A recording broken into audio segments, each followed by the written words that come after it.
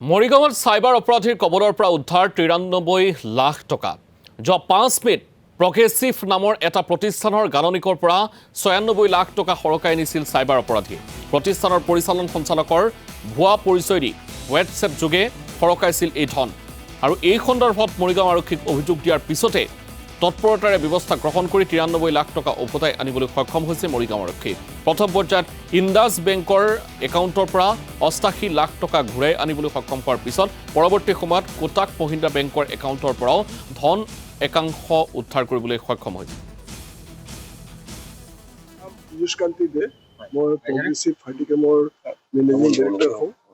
যোৱা মে' মাহৰ ৫ তাৰিখে মই এটা চাইবাৰ ফ্ৰডৰ চিকাৰ হওঁ আৰু মই একাউণ্টৰ পৰা প্ৰায় ৯৬ লাখ টকা ওলাই লৈ গৈছিলে।